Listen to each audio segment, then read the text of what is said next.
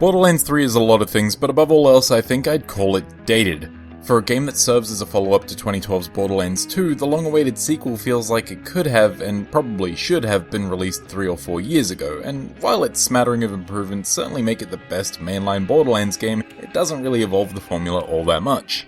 The game puts you in control of one of 4 vault hunters, as usual, and you're tasked with tracking down vault keys and their respective vaults in a race against a Pandoran cult led by the self-proclaimed twin gods, Tyreen and Troy Calypso. Borderlands 3's plot is compelling in the sense that it gives you a reason to track down vaults and the treasures waiting within, but beyond that I found it to be fairly forgettable. The game brings back plenty of characters from previous games in the series, and even spin-offs, which is probably cool for die-hard Borderlands fans, but as someone who's indifferent to the previous stories and characters outside of the Telltale game, it came off as shallow fan service. It also doesn't help that a large majority of Borderlands 3's characters just aren't super likable. Every other person that you run into is either snarky, psychotic, or some combination of the two, and the game's Twitch streamer-influenced villains suffer the worst from this. I mean, it's hard for them to stand out as snarky assholes when 80% of the game's characters are already doing that, and it's not helped by how rarely these guys show up. With that said, the voice work that brings these characters to life is fine for the most part, it's just that the writing relies so heavily on humor and references that, for me at least, just didn't land. I've also got to say, it's weird hearing beloved characters, and Claptrap, being voiced by entirely new actors in this one. Not so weird that it makes the game notably worse, but considering how big some of the roles are in terms of their story presence, it's a jarring decision to make. In terms of visuals, however, Borderlands 3 is the best that a Borderlands game has ever looked. It still utilizes the series' distinct cel-shaded visual style and features some more diverse environments than previous Borderlands titles, but everything is just a bit sharper and more crisp than in previous games, at least in performance mode on a PS4 Pro. The game also runs fairly well, usually sitting between 45 and 60 frames per second, though severe texture pop-in was a much more noticeable issue. On the subject of technical issues, Borderlands 3 also required me to exit out of the game and load back in on a few separate occasions. I've had bosses disappear in the middle of a fight, quest crucial items fall out of reach, and I even fell through the world after the game's penultimate boss fight. Borderlands 3 is a little rough at some points. Thankfully, its gameplay is fairly solid, albeit unambitious. If you've played a Borderlands game before, you've played Borderlands 3. I mean, it's a loot shooter. You shoot stuff, and that stuff then drops loot. Simple.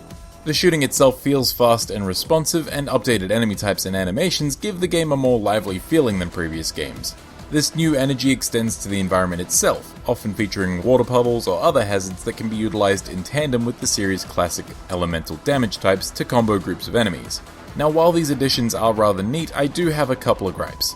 For most of the game I found myself burning through ammo like crazy, often having to resort to using weapon types that I wasn't really interested in, while swapping between weapons can be rather clunky since you have to cycle through them every time. This is fine in the early game when you're only able to carry 2 guns, but when you're in the late game, fumbling between 4 different weapons can be rather frustrating. Also, every boss fight is just a time-wasting, uninteresting bullet sponge with ads.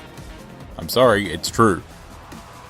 The loot aspect of this loot shooter is similarly solid, though not without its own issues.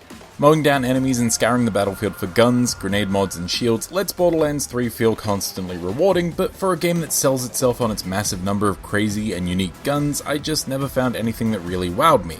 More often than not, I'd be finding common and uncommon gear in chests that are supposed to give you really good stuff, and it wasn't until the late game that epic and legendary tier weapons started to show up.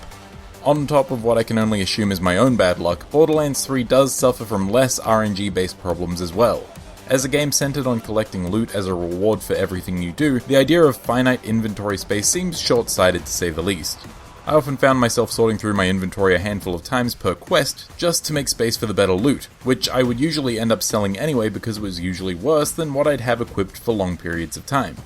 It wasn't until I bought 5 or 6 inventory upgrades towards the back half of the game that this stopped being a constant frustration.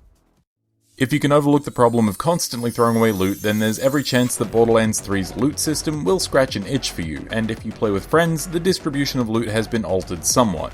You can now choose to have individually instanced and scaled gear, which means that you no longer have to fight over who gets what loot, while also encouraging play between players of different class levels, though from what I've seen, difficulty scaling isn't quite as comprehensive. Borderlands 3 also features a light sprinkling of vehicular combat as you travel between quests, and this is mostly functional if a bit awkward at times. Aiming your vehicle's weapons and steering your vehicle are both controlled with the right analog stick, and this causes about as many issues as you might expect. With that said, it's very much the same system as found in previous games, so if the driving hasn't bothered you there, it won't bother you here.